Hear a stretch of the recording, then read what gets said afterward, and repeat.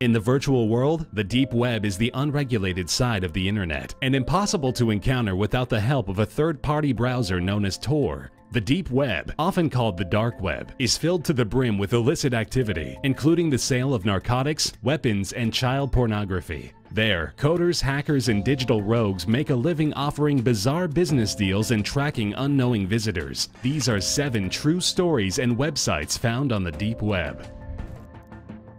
One popular game on the dark web is that of real-life scavenger hunts, where a user can find a site designating random places as holding cues to a mysterious next location. While some cases have been relatively harmless, one instance involved a man touring from building to building in Philadelphia until he encountered an alley of cats whose heads had been torn off. Still having one location to travel to in order to win the game, the user stopped at the site and returned home, too frightened to see what else awaited him. At home, waiting on his computer, was an email that only read the words, "You tried." The user never visited the website again.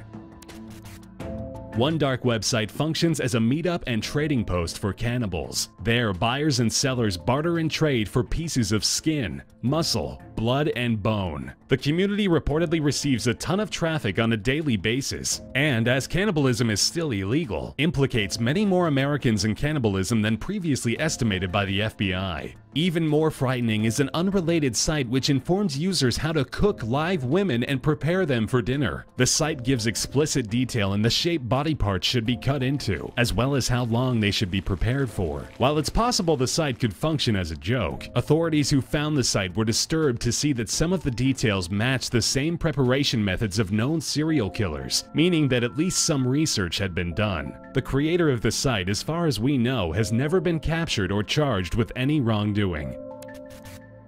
A Reddit user once described their experience on the deep web with this terrifying anecdote. After discovering a web page that was seemingly composed of random thoughts from a group of random people, the user attempted to track down the IP addresses in which the thoughts came from. After doing some searching, the user discovered a web server containing an enormous amount of HTML and TIFF files. The files seemed to be that of a psychologist, as the images were medical documents and scans of hard copy files. As the user continued to investigate the medical documents trying to make sense of the terrifying babbling of the records, they noticed that at the top of the directory a new HTML file had appeared. It was named hellothere.html and held a timestamp that informed the user it had been created just moments ago. When the user investigated the link, it took them to a nearly blank web page with the words "We see you" typed at the top. Stunned and terrified, the user watched as the server for the entire directory dropped, and they were never able to find the site again.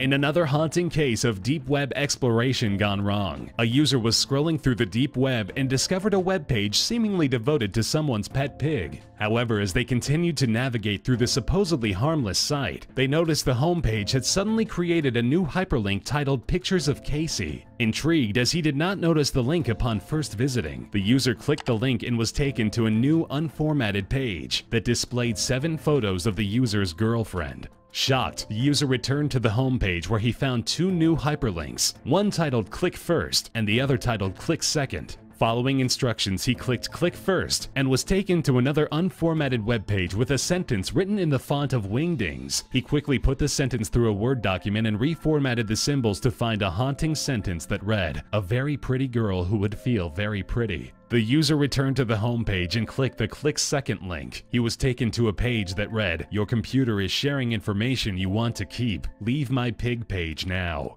The user closed the site and did not get on his computer for 2 days.